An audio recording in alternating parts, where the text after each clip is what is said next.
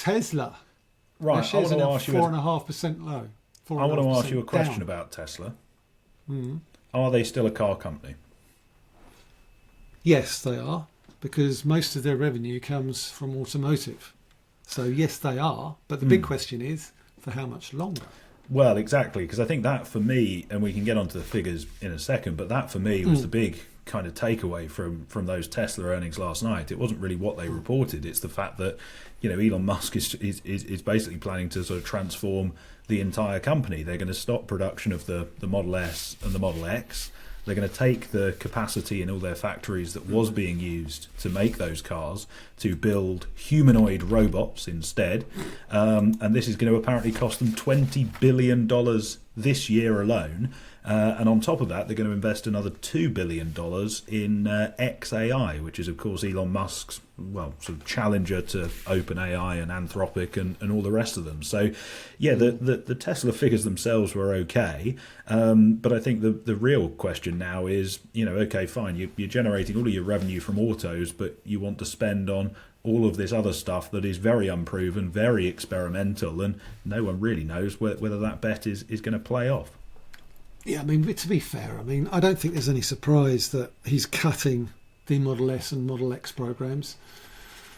You look at the production numbers for them, and they made a very, very small amount. You look at Model 3 and Model Y production, 422,652 out of 434,358 cars.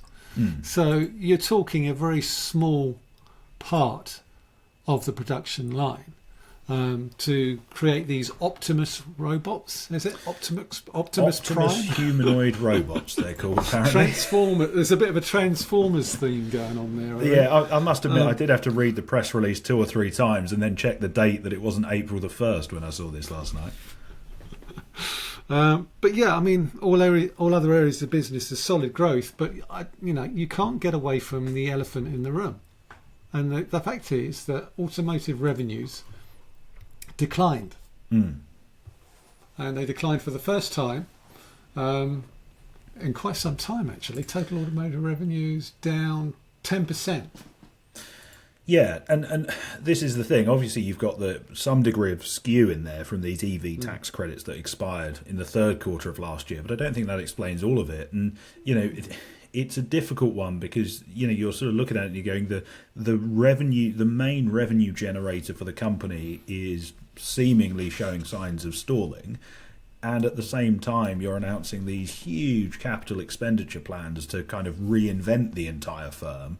And I'm not surprised the market is having a little bit of struggle in terms of digesting that, and I think it certainly makes it difficult to have much conviction in terms of where we go next. All other areas of the business, solid growth, 29% increase in storage deployed, supercharger and stations and connectors also saw double-digit growth of close to 20%. Free cash flow solid, rose 74% to 6.22 billion, and the highest since 2022. So, on all the other metrics, the company looks in fairly decent shape. I just think that markets are now, you're starting to see some doubts creep in as to about the sustainability of these plans that Musk has outlined, because, as I say, the shares rose in after hours, but they're now down 4.5%.